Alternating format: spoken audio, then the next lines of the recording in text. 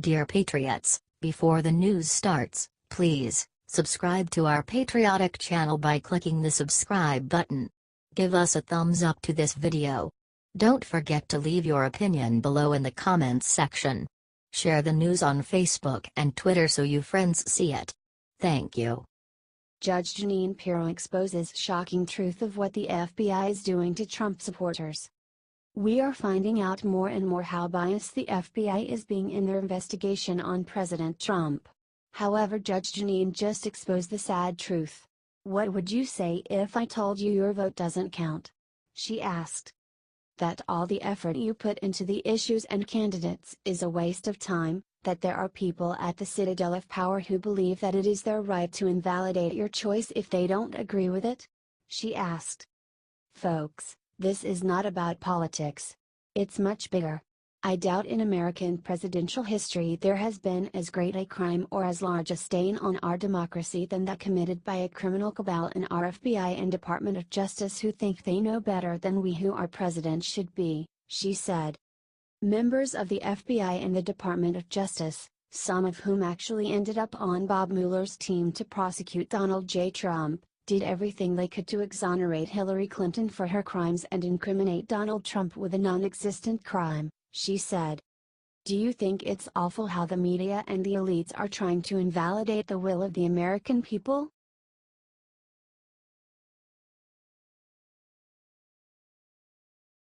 CNN is now promoting a children's book showing Santa Claus as a gay black man. "It's disgusting how liberals are determined to disrespect and even destroy our troubled country's traditions and values. It's even sadder that left-wing mainstream media outlets are helping them." In a recent segment, CNN helped left-wing author Daniel Kibble-Smith plug his new children's book titled Santa's Husband. Said the description of the book, offering a fresh twist on Kris Kringle, a clever yet heartfelt book that tells the story of a black Santa, his white husband, and their life in the North Pole. Everyone knows that Santa Claus is jolly, but in Santa's Husband, this cherished symbol of the holiday season is also black and gay, and married to an equally cheery man. Said CNN host Christy Paul cheerfully, introducing the segment, "There's a new children's book out this Christmas, takes us inside Santa's wedding. We meet Santa's husband David. We're going to talk to the author and illustrator ahead."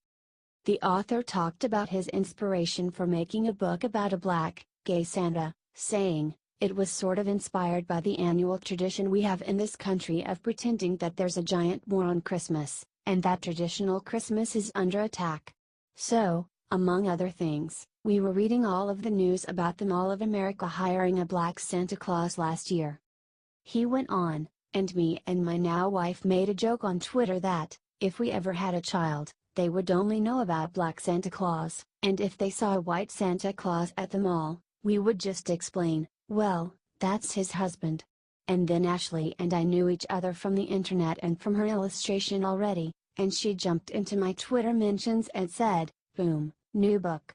Do you think this children's book and how CNN is helping promote it is proof that there's a war on Christmas?"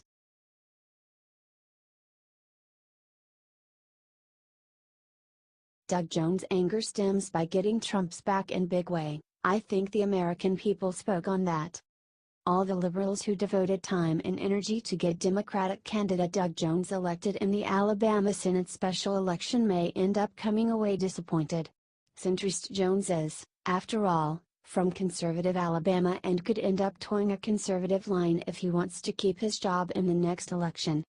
Jones already demonstrated that he is not just going to go along mindlessly with whatever Democrats want to do. In an interview with CNN's Jake Tapper, he stated that he thinks Democrats should drop their calls for President Trump to resign due to sexual misconduct allegations.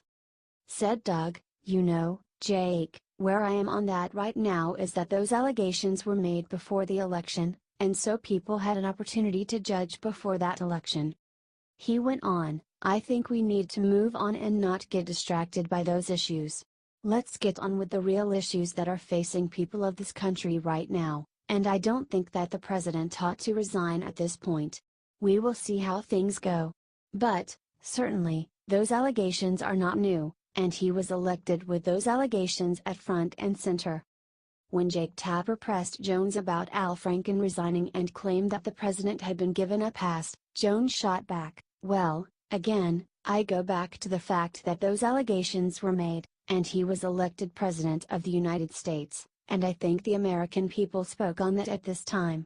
There's other things out there, but I think, at this point, we need to move on and try to work with some real issues that are facing the country and not worry about getting at odds with the president any more than we have to." Are you glad Jones surprisingly got Trump's back about this against Democrats' wishes?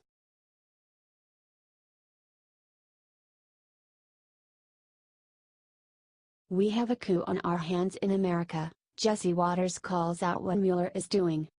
A scandal has been escalating recently around Special Counsel Robert Mueller's investigation into President Trump's supposed Russian collusion. Fox News host Jesse Watters went so far as to call what Mueller and his associates have been doing as a coup. On Watters' World, Jesse and White House counselor Kellyanne Conway discussed how leaked text messages sent by FBI agents proved how Mueller is trying to oust Trump in a truly underhanded, biased way. Commented Watters, "The investigation into Donald Trump's campaign has been crooked from the jump. But the scary part is we may now have proof the investigation was weaponized to destroy his presidency for partisan political purposes and to disenfranchise millions of American voters. Now, if that's true, we have a coup on our hands in America." When asked about the credibility of the Mueller probe, Conway replied, "The fix was in against Donald Trump from the beginning, and they were pro-Hillary. We understand that people have political views, but they are expressing theirs with such animus and such venom towards the now President of the United States they can't possibly be seen as objective or transparent or even-handed or fair." Watters then brought up how people are plotting what appears to be some sort of subversion campaign against the president. Answered Kellyanne, "It's toxic, it's lethal, and it may be fatal to the continuation of people arguing that that matter is since behind us. He won, he's the president, and the Mueller investigation is something separate. Do you think Robert Mueller is attempting a coup?"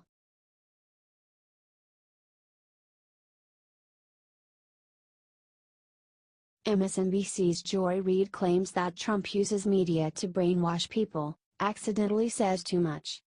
MSNBC's Joy Reid went on a long rant about how President Trump is an authoritarian dictator. She went into the specifics of how Trump could use the media to distort the minds of Americans. However, she started to get a bit too specific. Like, as someone in the media, she has spent way too much time thinking about how the media can be used to brainwash. You know, that Washington Post story said that two of Donald Trump's favorite world leaders are Erdogan of Turkey and Vladimir Putin. It does seem Donald Trump has the tools of authoritarianism down. He that the dance of authoritarianism down to a science, said Reid. Step 1, claim the investigation of you is a fraud being conducted by enemies of the state, she said. Like the media says about Trump's election and Russia.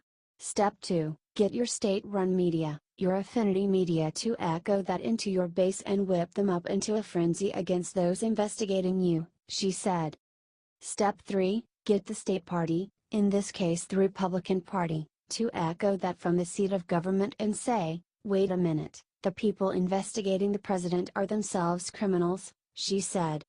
Create this feedback loop that creates a feeding frenzy that has now essentially got Republicans claiming that Bob Mueller, probably the most respected member of law enforcement in the last 30, 40 years in the United States, essentially being characterized as a criminal, and then of course, you have to add that last step. Call for the prosecution of your political enemies, in this case, dredging up Hillary Clinton to again call to lock her up. Donald Trump is an authoritarian of the first order, and he's behaving like one, she said.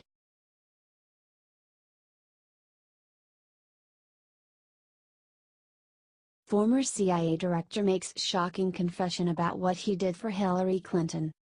Michael Morrell, head of the CIA during the Obama administration, made headlines when he decided to endorse Hillary Clinton during the election. However, now he is admitting that he didn't think through the implications of what he did. But I was so deeply concerned about what a Trump presidency might look like from a national security perspective, and believed that there was such a gap between Secretary Clinton and Donald Trump with regard to how well they would protect the country, that I thought it extremely important to come out and say that, said Morrill. But I don't think I fully thought through the implications, said Morrill. So, let's put ourselves here in Donald Trump's shoes. So, what does he see? Right? He sees a former director of CIA and a former director of NSA, Mike Hayden, who I have the greatest respect for, criticizing him and his policies. Right? And he could rightfully have said, "Huh, what's going on with these intelligence guys?" Right? Said Morrill. And then he sees a former acting director and deputy director of CIA criticizing him and endorsing his opponent. And then he gets his first intelligence briefing, after becoming the Republican nominee, and within 24 to 48 hours, there are leaks out of that are critical of him and his then National Security Advisor, Mike Flynn, he said.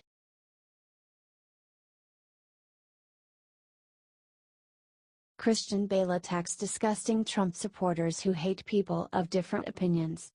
Hollywood actor Christian Bale attacked Americans who voted for and support Trump in an interview about his new movie Hostiles. At the same time, he described this group he hates as being hateful towards people of different opinions. This movie is more relevant than ever, in terms of the absolute, disgusting nature of political whims and taking care of the elite rather than the masses. It's just frankly stunning in this day and age that we're having to deal with this, said Bale in an interview with The Hollywood Reporter. This tax bill, etc., this is not what America was built on. I adore this country, it's my adopted home, I moved here, I left my own country because I love this country so much, my children speak with an American accent. Hopefully we'll come through this for something far better, but we are going through real trial right now, said Bale. The majority of America is shocked at what it has become. They're shocked to see the hatred and division that has occurred within America, that attitudes towards people of different opinions, attitudes towards refugees, it's a genuine tragedy. But we have been here before, we can learn from that, said Bale. Does he not realize that he is demonizing a large portion of the country? We must admit that we are in such dire straits here that we have to forget about our adversarial roles against one another, come together and defeat whatever it is that's our problem, said Bale.